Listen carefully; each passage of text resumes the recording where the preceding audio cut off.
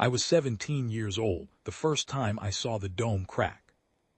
Not crack the way a man's voice cracks when he gets bad news, something small, something he can swallow and walk away from.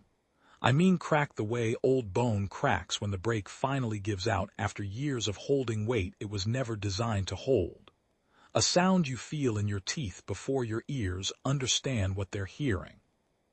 I was standing on the maintenance catwalk above level 9, the deepest inhabited level in Atlan-City, watching the support pillar at the north quadrant shed a hairline fracture that ran, in the space of 4 seconds, 43 meters toward the ceiling. I know the exact length because I walked it afterward. I measured it myself with a length of cord I'd stolen from a supply depot, the way acashians measured everything, quietly, alone, without reporting it to anyone. I was not supposed to be there. I was not supposed to be in Atlan-City at all. I was supposed to be 3 kilometers outside the dome perimeter in what Council Bulletin 719 called the exterior observation zone, and what the rest of us called the scar, a belt of stripped, corroded nothing that had once been the outer edge of the Martian lowland, back when the lowland had existed, back when Mars had been a world instead of a verdict. My name is Du Reyes. I was an acashian. I want to be careful about how I use that word was because the acashian still exists somewhere, I think, in the way that a fire still exists as heat long after the wood is ash. But the group I ran with, the 6 of us who worked the lower city in the months leading up to what happened, we are the past tense now. I am the only one still breathing, and most days I'm not sure that counts as winning anything. I need you to understand what Atlan-City was before I can tell you what it became. The dome was 6 kilometers across and 80 meters at its apex. It had been built, so the official history said, 900 years before my birth, when the surface became uninhabitable, when the photosynthetic collapse stripped the last native flora, and the thermal regulation systems the old civilization had relied on failed one by one like lamps going out in a hall. Inside the dome, Council engineers maintained what they called a controlled biosphere. Recycled air, tiered hydroponic decks, water recovered from ice mining in the north substrate. At the center of the dome, at street level, there were even parks, small, manicured squares of engineered grass under full-spectrum grow lights, where families would sit on rest days and look up through the dome panels at the red-brown sky and feel, I was told, grateful. I was never permitted in the parks, neither were most of the people I knew. Atlan-City was a city of levels, and level determined everything. The council and its associated offices occupied the top 3. Then came the technical class, engineers, medical administrators, communications personnel in the middle 7. Below that, in the levels that the grow lights didn't fully reach, lived everyone else. The laborers, the miners who went out in sealed suits to work the substrate ice, the waste processors, the recyclers, the maintenance crews. The people who kept the dome alive and were thanked for it with an allocation card that entitled them to a daily ration of reconstituted protein and 2 liters of potable water. The Acashians believed this arrangement was not inevitable. This made us, in council terminology, a destabilizing element. What we actually were was 7 people, then 6, then 4, then 3, who had decided that the word destabilizing was doing a great deal of work to protect a very comfortable lie. The lie was this: the surface was uninhabitable because planetary conditions had made it so, and the council was managing those conditions to the best of its ability. The council presented this as a fact of nature, a geological and atmospheric reality, like gravity, like the thin Martian air beyond the dome, like the orbital mechanics that kept the planet cold. You no more blamed the council for it than you blamed a man for the weather. We had evidence fragmented, recovered from corrupted archive files, pieced together over 4 years of careful work, that suggested something different, that the surface had not simply failed, that it had been failed, that a series of decisions made by council administrators over a period of 3 generations had accelerated the photosynthetic collapse by a factor of 6 in the name of short-term resource extraction. That the dome had not been built as a refuge of last resort, but as a control mechanism, a way of concentrating a population, limiting its movement, and making its survival entirely dependent on the goodwill of the people running the pumps. That evidence was what I was carrying in the lining of my jacket when I saw the dome crack. I had just lifted it from a lower city archive terminal that an acashian contact named Hess had spent 11 months working his way into. Hess was a maintenance tech, legitimate, council badged, assigned to the environmental monitoring stations on level 12. He had a quiet man's patience and a frightened man's attention to detail, and he had pulled the files one fragment at a time over those 11 months, never too much at once, never enough to trigger the automated audit systems. He had copied them onto a wafer drive the size of my thumbnail. I had walked it across 3 transit checkpoints wearing a borrowed uniform and a borrowed badge and a borrowed name. And then I had stood on the catwalk and watched the dome crack. The pillar shed another 3 centimeters of fracture before the sound stopped. In the silence that followed, I heard the city go about its business below me, the grinding of the ore processing conveyor on level 8, the announcement tone of an allocation checkpoint, the distant, indifferent hum of the life support fans. Nobody else had heard it, or if they had, they decided not to make it their problem. That was a thing you learned quickly in the lower levels. The dome was everybody's problem and therefore nobody's. If you flagged every microcrack and settling groan, you'd spend your whole life flagging things. Better to keep your head down. Better to trust that council engineers were monitoring it. Better to trust the council. I did not trust the council. I went straight from that catwalk to the AIS. The Astral Intelligence School occupied a sealed compound at the base of the dome, level 15, below the last inhabited floor, in a space that the city plans listed as an environmental research facility. It was accessed by a single elevator shaft with a biometric lock and guarded by 6 Decardin security personnel in plain clothes who rotated in 4-hour shifts and were very good at looking like they were doing nothing. I had been watching them for 3 weeks. I had timed their routes, identified their handoff points, noted the 4-minute window between the end of one rotation and the start of the next during which the elevator landing was unwatched. The AIS was the council's real project, not the dome, not the hydroponic decks or the recyclers or the allocations. The AIS was where they had been keeping the children. Not all children, only the ones who tested at a certain threshold on cognitive and perceptual assessments administered routinely to all dome-born citizens at age 6. The council called the results neurological variants. What it actually meant, as best as the Acashians had been able to piece together, was that certain people, maybe 1 in 10,000, could perceive things that standard instrumentation couldn't. Pattern beneath pattern, signal in what looked like noise. The Acashians called this astral perception, borrowing from pre-collapse records that described something similar in the old civilization's research archives. The council called it a resource. They had been pulling children from their families for 60 years. The children were told their parents had surrendered them willingly as a contribution to the city's survival. The parents were told the children were in a specialized educational program and would return when their training was complete. Neither statement was true.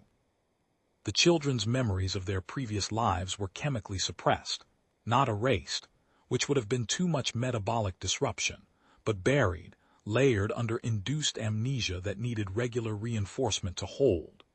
They grew up in the AIS compound believing they had always lived there, that the compound's engineered forest was the world, that Ms. Theodore and the other AIS administrators were their only family. What the council intended to do with them, what the training was ultimately for, I did not fully understand until the night I went in. I got through the elevator, landing in the 4-minute window. I got through the secondary lock with a cloned key that had cost the Acashians a year of favors and 2 people's safety. I went down the access corridor past the monitoring room and the medical bay and the administrative offices, And then I pushed open a door that was not locked, because there was no expectation that anyone would ever reach it, and I stepped into a forest. I stopped, I couldn't help it. The trees were real, not engineered grass under grow lights, actual trees, broad-leafed and old, rising 40 feet to a vaulted ceiling through which full-spectrum light fell in shafts that looked like morning. The air was different, warmer. It smelled of soil and something I didn't have a word for because I had never smelled it before. The smell of living things making oxygen out of light, the smell of what the surface had once been, the smell of a world that had not yet failed itself. I stood in that doorway for probably 30 seconds, which was 30 seconds I could not afford, and I breathed. Then I heard someone crying, very quietly in the dark between two trees. Her name was Eve Dorson. She was 12 years old, and she had her knees drawn up to her chest and her face pressed against them, and she was crying in the way people cry when they have been crying for a long time and are no longer expecting it to help, not for comfort, not for relief, but because the body has to go somewhere with what it's carrying, and crying is the only place left. I had been given her name by Hess, who had been given it by a man named Aaron Dorson, who worked in the city infrastructure office, and who had, 6 weeks prior, received some kind of mental image from the direction of level 15, his daughter's face, her name, a sense of her location, and had walked directly into an acashian contact point, trembling too hard to stand up straight. I said her name quietly. She looked up. Her eyes in the dark were the particular eyes of someone who has been told so many times that what they see isn't real that they've started to believe it, suspicious and raw and still looking, even when they don't want to. I told her I was acashian. I told her her father had sent me. I told her I had come to take her out. She said, "You can't." She said it without defiance, without drama. She said it the way you say a fact. The dome is sealed. The surface is dead. There is nowhere to go. I said, "I'm going to show you something, and then you can decide." What I showed her was the data on the wafer drive. She couldn't read all of it. The technical vocabulary of 3-generation-old infrastructure planning documents is not something a 12-year-old raised in a forest has the context for. But she was smarter than I was at twice her age, and she had the astral perception. And what that meant in practice was that she understood not just what the words said, but what they meant beneath the words, the shape of the thing behind the thing, the intent that the bureaucratic language was constructed to hide. She sat with that tiny drive in her palm for 11 minutes, barely moving, while I stood watch at the door. When she looked up, her eyes were different. The rawness was still there, but the suspicion was gone, replaced by something that I can only call recognition, the particular look of someone whose suspicion of their own perceptions has just been vindicated by evidence. She said, "How long have they known?" I said, 3 generations of council leadership, 60 years at minimum. She said, "And the people in the city?" I said, "They don't know, that's why we're here." She stood up. She was smaller than I expected from her file, thinner, with the careful posture of someone who has been trained to take up as little space as possible. She pulled a notebook from her jacket, paper, actual paper, which was extraordinary, which meant someone at the AIS had given it to her as a tool for their own purposes, and she pressed it against her chest and she said, "There are 6 others. I won't leave without them." I had planned for one. I had 3 hours before the shift change brought Descartes' people back to the lower corridor. I looked at this 12-year-old standing in a forest that had been built to keep her compliant, and I thought about what it was going to cost to move 7 people instead of 1 through 3 transit checkpoints and across 2 levels of city infrastructure. And I did the calculation, and I said, "All right." We got 3 of them. The other 3 were in the medical bay for their amnesia reinforcement treatments, which ran on a 72-hour cycle and which I had not known about. Sarah, the one they called Sarah, who had been watching Eve from across the dormitory every night for 2 months with a quiet intensity that Eve had mistaken for shyness.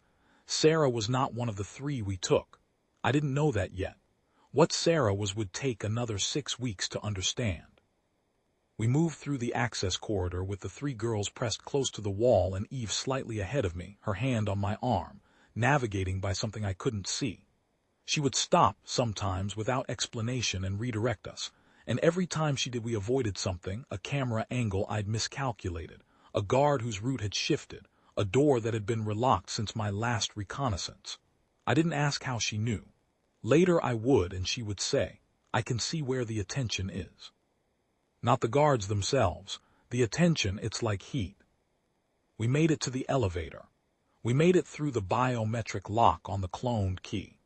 We made it to level 13, and then to a maintenance corridor that the Acashians had used for 3 years as a secondary transit route, and that Council security had never found because it was listed on the city plans as a defunct air recirculation duct. In the duct, in the dark, with the city humming around us on all sides, Eve said, "I've been having a dream."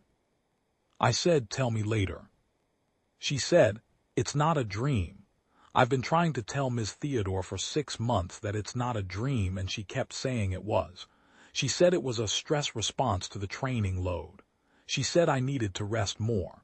She gave me the memory suppressants and told me to sleep." I said, "Eve."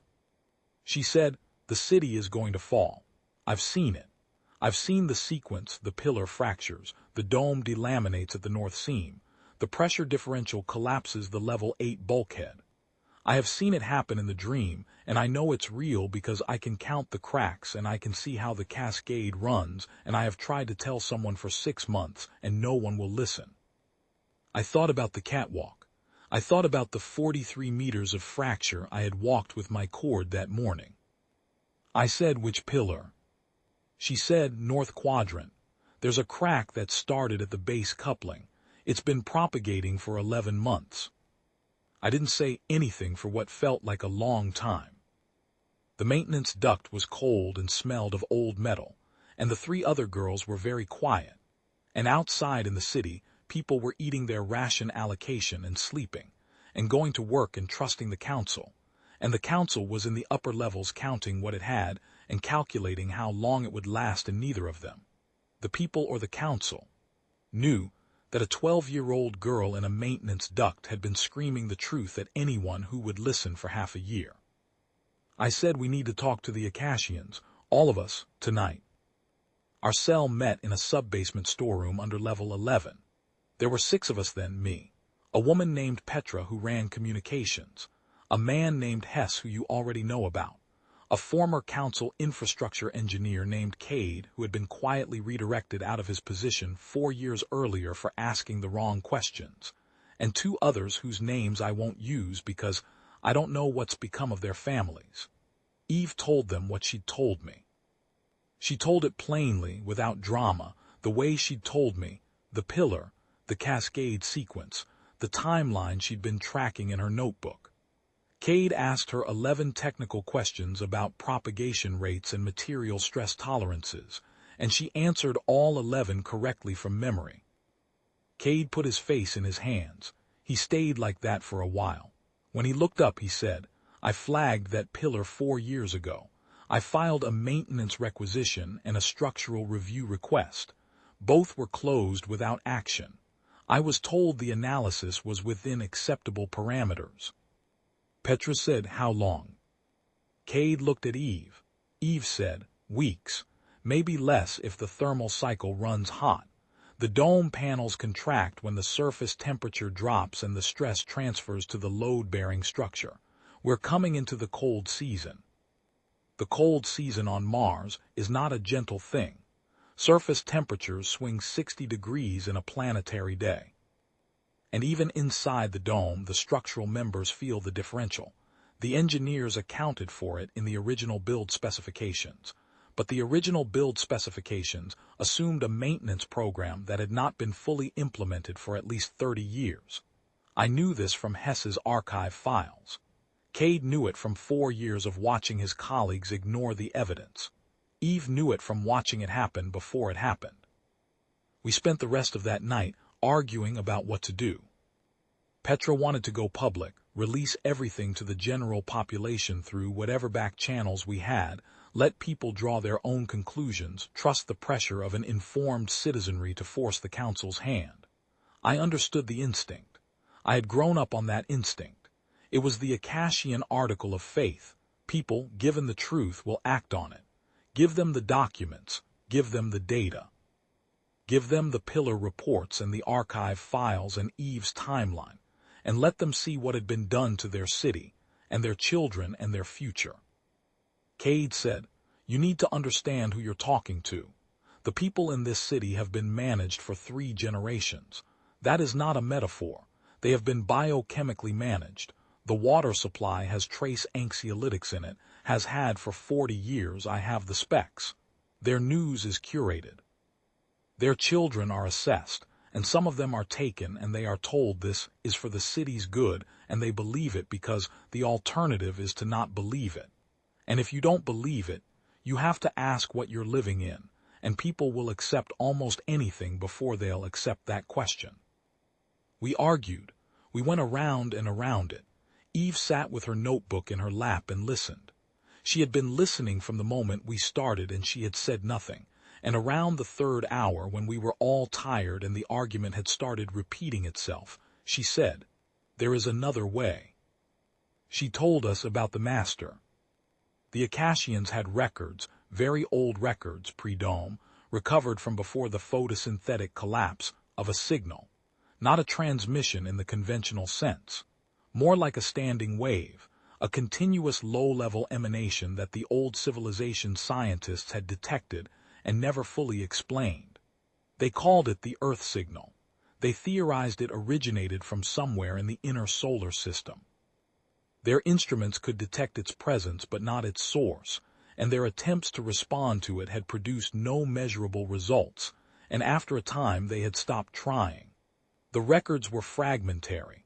Most of the Acashians who knew about them considered them a curiosity, ancient science, possibly corrupted in transmission, not actionable. Eve said they couldn't respond because they were using technology. You cannot answer a living signal with a machine. You need a person who can perceive it clearly enough to send something back. She said she had been hearing it for 4 months. Since the amnesia suppressants had started wearing thin at the edges, since her memory had begun leaking back in the dreams, she heard it. A presence. Not a voice, not language, but something that carried meaning the way a tone carries emotion, something that said, "Here, here, I am here, and the question is whether you will listen." I said, "You want to contact it?" She said, "I want to ask it what we're supposed to do now. I think it knows. I think it has always known. I think that's what it's been waiting for." I said, "Even if that works, even if you make contact, even if it tells you something useful, we still have a dome that's going to delaminate in weeks with 200,000 people inside it." She said, "Yes, and there's no good option. There's only the option where 200,000 people die without knowing why, and the option where they know." I looked at Petra. Petra looked at Cade. Cade looked at his hands. Eve said very quietly, "Someone has to try." The next 2 weeks were the hardest of my life to that point, though I didn't know yet that harder was coming. We moved Eve and the 3 other girls through a series of safe locations in the lower city, never staying more than 48 hours in one place. Descartes' people were active. We could see it in the security checkpoint patterns, the frequency of ID sweeps, the plainclothes presence in the lower market corridors. They were looking, but they were looking in the wrong way. Broadly, systematically, the way institutions look for things, with forms and protocols and reporting chains. We were moving the way people move who have nothing to lose and no fixed address, through personal connections, through the informal networks of the maintenance crews and the miners and the waste recyclers. The people the Council's surveillance had never bothered to map carefully, because the Council had never imagined those people were worth worrying about.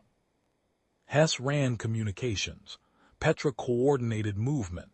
Cade was working on something that he wouldn't tell us about for the first week, some kind of access he was trying to establish, some back channel into the city's public broadcast infrastructure.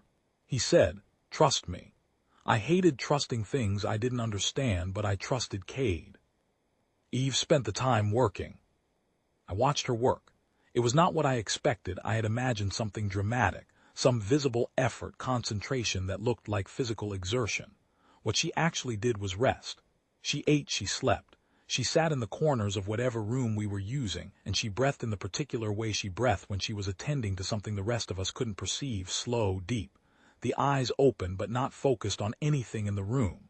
Sometimes she wrote in the notebook. Sometimes she just sat.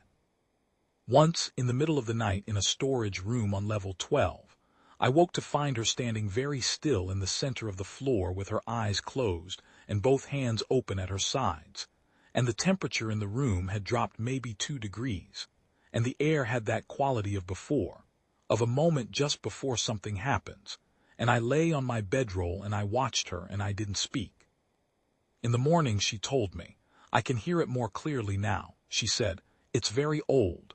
Whatever it is, it has been waiting a very long time. She also told me that Sarah had been reporting to Descartes' office every 48 hours.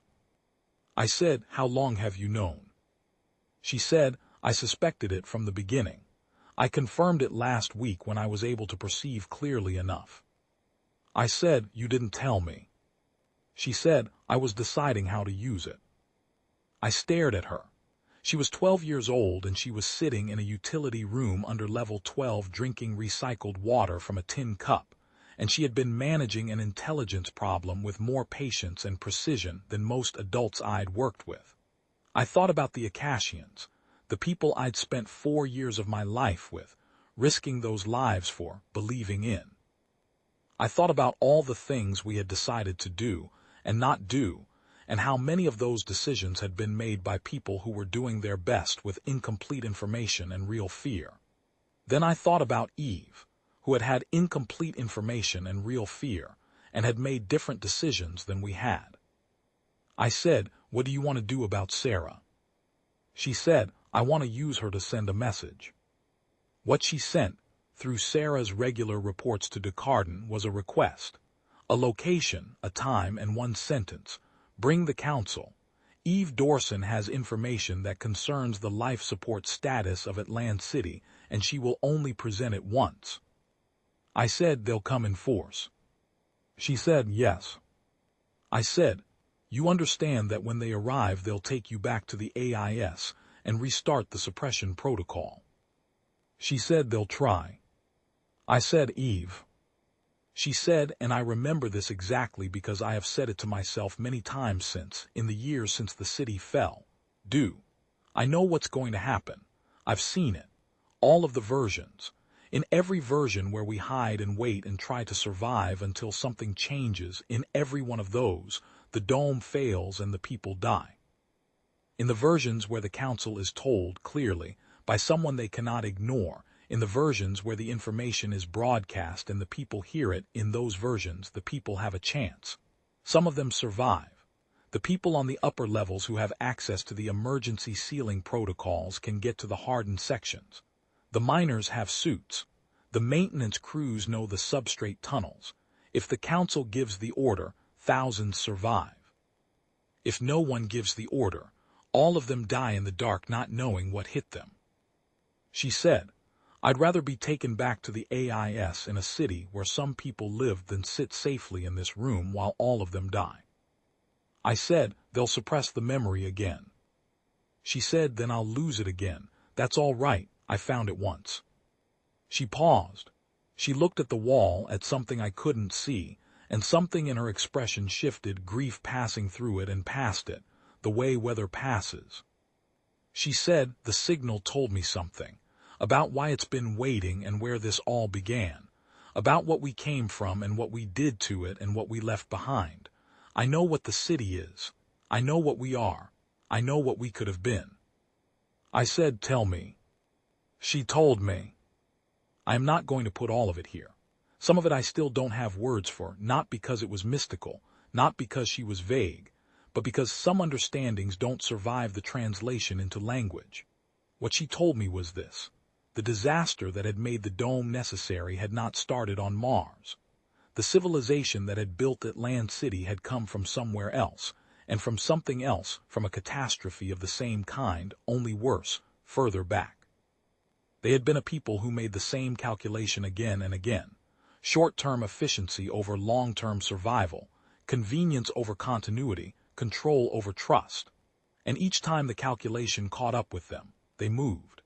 They packed what they could save and they left the wreckage and they started again somewhere new, and they told themselves this time would be different, and it wasn't, because the calculation was still in them, still running, still producing the same answer. And the signal, the thing Eve called the master, the living presence that had been transmitting from somewhere in the inner system for longer than the dome had existed, was the last record of everyone who had ever made that calculation and paid for it. Not a warning, not a command, a testimony, a witness, a voice that said, "We know what this is. We have seen it before. We see you seeing it now. The question is whether you will carry this forward or let it stop here."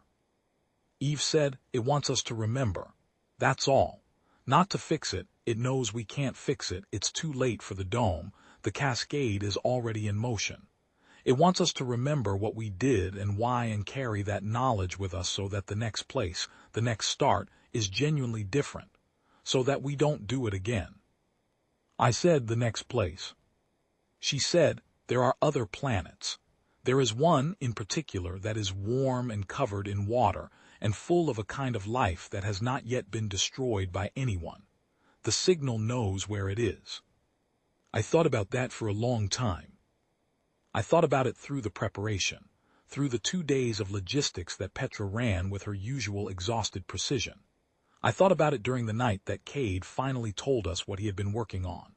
A hardwired tap into the city's emergency broadcast system, the one that was supposed to be used only by the Council in the event of a life-safety emergency, the one that broadcasts simultaneously to every audio receiver in every level of the dome. He had the access codes. He had been building the tap for 2 years, on the theory that someday the Council would have information the city needed and would choose not to share it. He had been right about that, as it turned out. He just hadn't anticipated that the information would come from a 12-year-old girl who could hear the dead. On the morning of the day we'd sent Sarah's message, at the hour we had specified, we walked into the Atlan-City Council chamber on level 2. There were 9 of us, me, Petra, Hess, Cade, the 3 girls from the AIS compound, and Eve. And Sarah, who walked with us because Eve had asked her to, and because Sarah, I think, had been wanting to be asked for a long time. Descartes' people were there, 12 of them in the plain clothes that fooled nobody in the lower levels, positioned at every exit. Mayor Alistair was there, which I hadn't expected, a small, precise woman with the particular stillness of someone who has been managing difficult situations for a very long time, and is no longer afraid of them. Chairman Desmond was there, old and careful and flanked by 2 aides who looked afraid enough for all 3 of them. Various administrators. Various security personnel. Descartes himself stepped forward when we came through the door. He said, "You are in violation of." Eve walked past him. He stopped speaking. I don't know exactly what happened in that moment. I was watching his face and I saw something move through it, the way something moves through water when you drop a stone. She was 12 years old and she walked past the head of city security as though he were a piece of furniture, and she sat down at the council table, and she put her notebook in front of her and she looked at Mayor Alistair. She said, "Your life support is failing. You have weeks. You know this, and you are choosing not to tell the city because you are afraid of what 200,000 people will do when they learn they are dying. I understand the calculation. The calculation is wrong." Alistair said, "You are a minor in the custody of." Eve said, "I'm a citizen of Atlan-City. My name is Eve Dorson. My father is Aaron Dorson, Infrastructure Office, Level 6. I was taken from my family at age 6 and held in the AIS compound with my memories chemically suppressed for 6 years. I have recovered those memories. I know what you have been doing, and I know why, and I know what is going to happen, and I am here to tell you that there is still a choice, but the time for it is very short." There was a long silence. One of the aides whispered something to the chairman. Descartes had moved to where he could see all of us, calculating, doing his own arithmetic. Mayor Alistair said, "What do you want?" Eve said, "I want you to use the emergency broadcast. Full dome, all channels. Tell the city what the structural status is. Tell them which sections are hardened. Tell them where the emergency sealing protocols engage. Give the miners clearance to the substrate tunnels. Open the suit stores on level 10. She said, "You will lose control of the situation. I won't pretend otherwise. Some people will panic. Some people will die in the panic who would have otherwise survived, but more will live than will live if you say nothing. That is the only arithmetic that matters." Descartes said, "This is." Alistair said, "Quiet." She was looking at Eve. The chamber was very still. I was standing in a council chamber on level 2, which was a place I had never expected to stand, and I was watching the mayor of the only functioning city on a dying planet look at a 12-year-old girl across a table, and what I saw in Alistair's face was something I had not expected to see. Not defiance, not the calculation I'd anticipated, not the practiced blankness of someone deciding how to neutralize a situation. What I saw was exhaustion, the particular exhaustion of a person who has been carrying a weight they knew was wrong and have been waiting, without fully acknowledging it, for someone to finally make them put it down. The chairman said, "Mayor Alistair, I would advise." Alistair said, "I know what you'd advise." She reached forward and pressed the emergency broadcast activation on the table console. She said, into the microphone in a voice that was steady, and had something underneath the steadiness that I recognized because I had heard it in myself once in the maintenance duct in the dark, when Eve had told me what was going to happen. "People of Atlan-City. This is Mayor Alistair. The following information requires your immediate attention." What happened after that was, as Eve had predicted, not controlled. There was panic on the lower levels, and there was the particular controlled violence of people who have been lied to finding out all at once that they have been lied to. There were deaths in the first hours that did not need to happen, and would not have happened if the information had come earlier or differently. Descartes' people tried to shut down the broadcast, and Cade's tap kept it live for 40 minutes. 40 minutes of Alistair reading from the dome's actual structural status reports, while her aides stood behind her looking like men who have realized they are aboard a vessel that is sinking, and have not yet decided what to do about it. I spent those 40 minutes doing what I had always done in the lower city, moving people. The acashian split up the moment the broadcast started. Petra went to the level 10 suit stores, which she had already mapped, and started organizing the queue before the crowd could turn it into a crush. Hess went to the checkpoint gates on level 12 and started directing people toward the substrate tunnel entrances, because he knew the gate codes, and in the chaos, no one thought to revoke his clearance. Cade stayed at the broadcast tap, with one hand on the override and one eye on the door. I took the 3 AIS girls and moved through the transit corridors toward the deep tunnels. The lower levels were not orderly. I want to be honest about that, because the way people tell stories of catastrophe tends toward one of two lies. The lie that says everyone panicked and turned animal, which feels dramatic but is mostly untrue, and the lie that says everyone rose to the occasion and behaved nobly, which is also mostly untrue. What actually happened in the corridors of Atlan-City in those 11 days between the broadcast and the dome's failure was more complicated and more human than either story. There were people who helped strangers carry children to the hardened sections. There were people who fought over suit allotments and left others in the corridor. There were families that stayed together with a coherence and calm that I still don't fully understand. There were individuals who had spent their whole lives keeping their heads down for the council who, the moment that authority structure dissolved, revealed themselves to be people of genuine and practical competence. The woman on level 9 who organized the ration distribution for the hardened sections without being asked by anyone. The maintenance foreman on level 11 who knew every access route in his section and walked 300 people through them over 4 days. The allocation checkpoint guard who simply opened the gates and stepped aside, and never once looked back at whatever it was he'd been guarding on behalf of. I kept moving. That was all I knew how to do. The dome delaminated at the north seam on the 11th day. I was in the substrate tunnels when it happened. I didn't see it, I heard it, which is to say I felt it through the tunnel walls, a sequence of concussive vibrations that the tunnel rock transmitted as a deep, sustained pressure that started in the sternum and spread outward. The miners said afterward that it sounded like the planet clearing its throat. They said it with the flat humor of people who have worked all their lives in conditions that could kill them on any given shift, and have made their accommodation with that fact, which is not the same as being unafraid of it but is something adjacent and more durable. Level 8 lost pressure in under 3 minutes.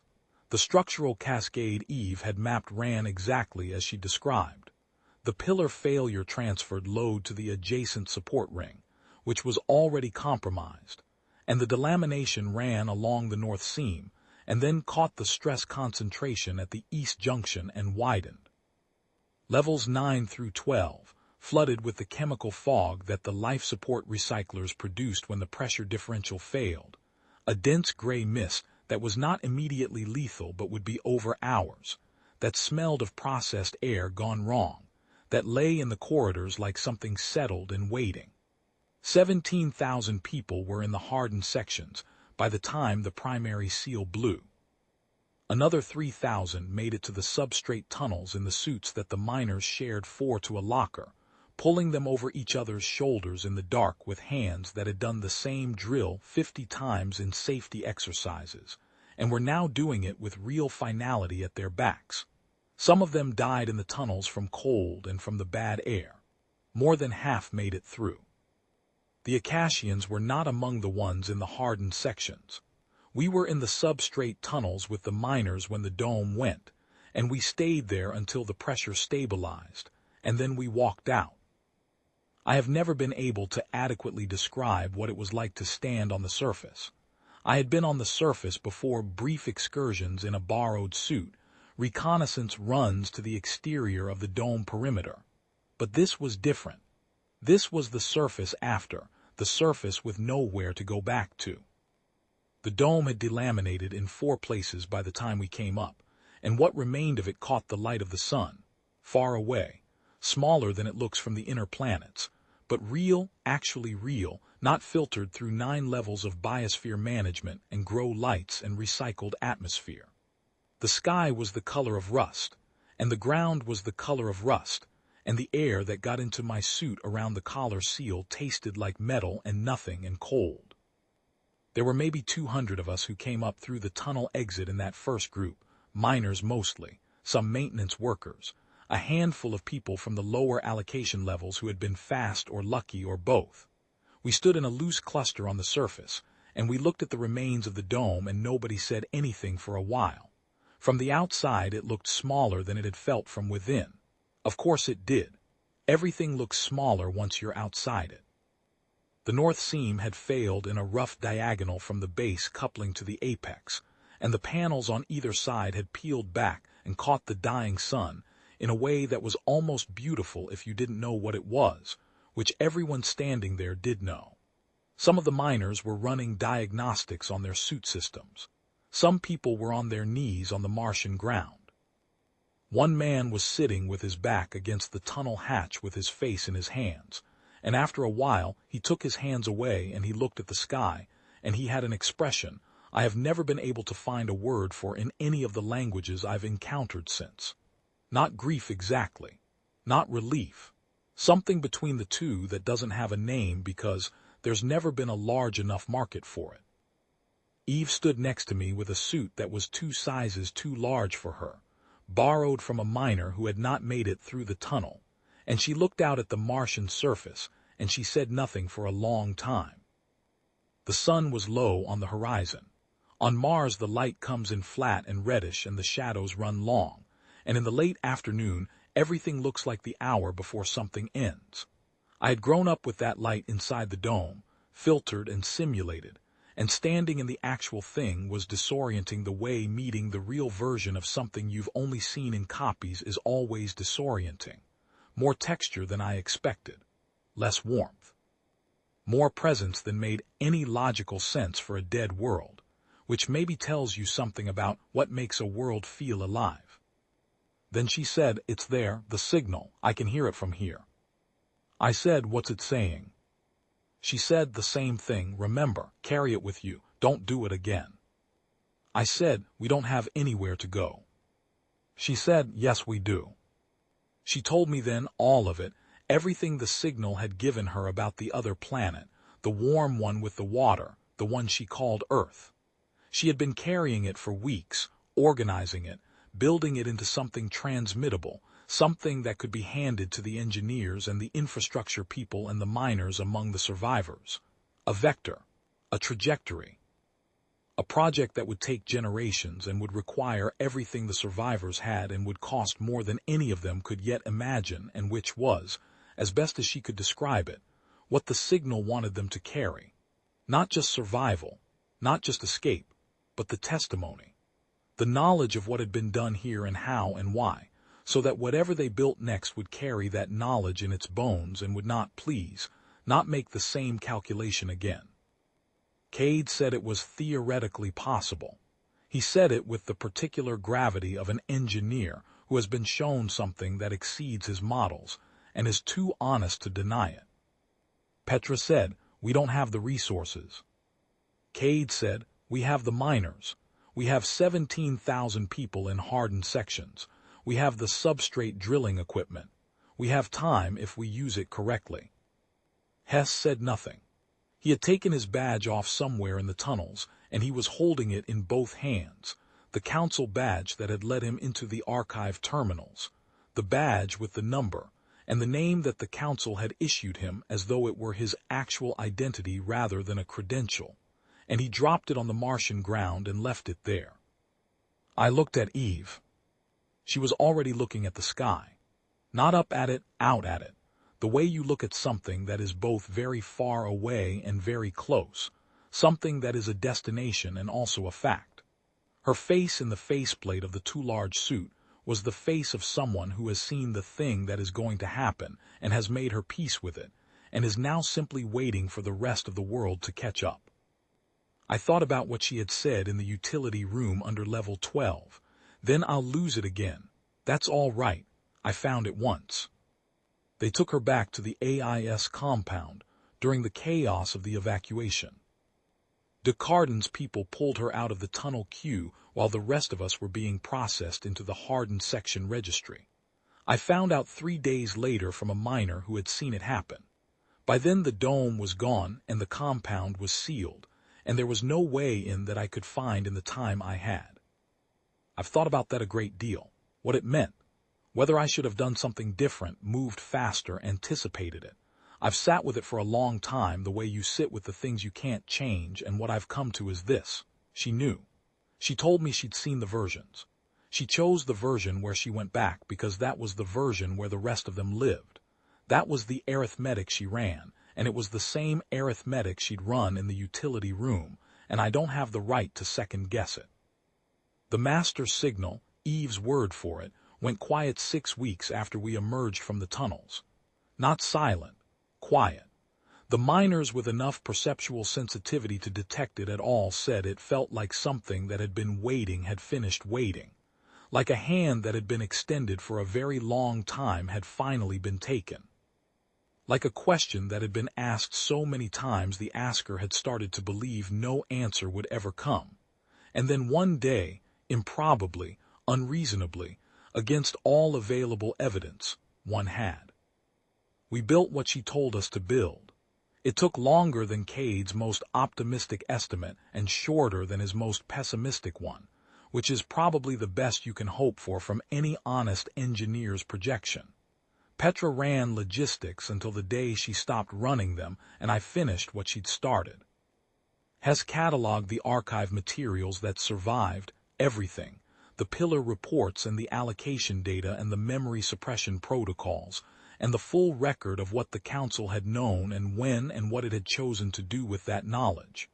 He was very careful about it. He said, "Someone has to remember exactly, not the shape of it, the specifics." We remembered the specifics. The people who made the crossing remembered them. The ones born on the crossing learned them.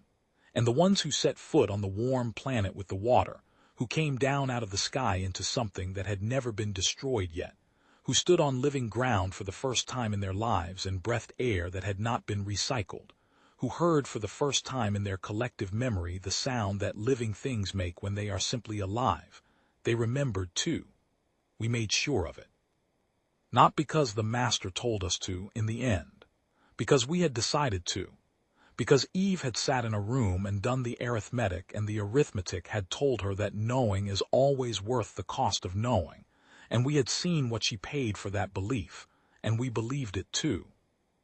The crossing took what I no longer measure in the units we used on Mars, long enough that the people who made it changed in the making of it, grew harder in some ways, softer in others, learned things about endurance that could not have been learned any other way, and would not have been learned willingly.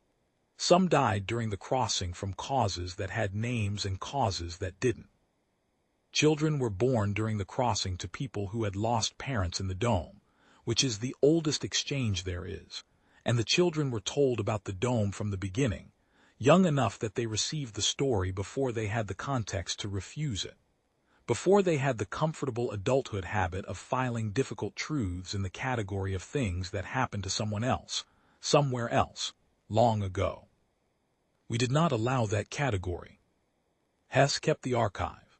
He had carried the wafer drive and the printed copies of the most critical documents through the tunnels and across the surface in a sealed container that one of the miners made for him out of drilling equipment housing, and he spent the crossing cross-referencing and annotating and building what he called a complete record, which he knew was not complete, and which was incomparably more complete than anything that had existed before. He had a precise man's understanding of the difference between what you know and what you can prove, and he insisted on that distinction at every step. This happened. This is how we know it happened. This is what we do not know and why. I thought sometimes during the crossing about the pillar, the 43 meters of fracture I had walked with my cord on that last morning before everything started. I thought about the maintenance requisition that Cade had filed 4 years before, and that had been closed without action. I thought about all the people who had seen the crack and looked away, not from cowardice exactly, but from the particular human capacity to not look at a thing that would require you to do something about it if you acknowledged it.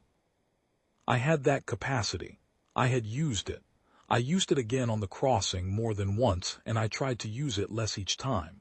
I did not always succeed. What I knew, and what I tried to hold onto in the harder stretches, was that Eve had not looked away. A 12-year-old girl in an engineered forest had looked directly at the thing that was going to kill everyone she knew, and had measured it and documented it and screamed about it at every authority she had access to. And when the authorities chose not to listen, she had found a way around them. And when that had cost her more than she should ever have been asked to pay, she had said, "That's all right." I found it once. I don't know what happened to her. I think she's still in the compound, or what remains of it, under the Martian surface in the sealed section that the dome's collapse didn't reach. I think she's there with her notebook and her forest and her memories that someone keeps trying to take away from her, and I think she finds them again, every time, the way she always did, patient and methodical and stubborn in the way that only humans are stubborn, which is to say, past the point where any rational calculation would have told her to stop. The planet we're on now has a word for that. They're young here, early in the long process of becoming something, nowhere near the mistakes that killed Atlan-City, not yet. We try not to make it worse. We try to just be here and remember, and occasionally, when one of the locals comes close enough to listen, we tell them the story. Not as a warning exactly, more as an introduction. This is what we are. This is what we came from.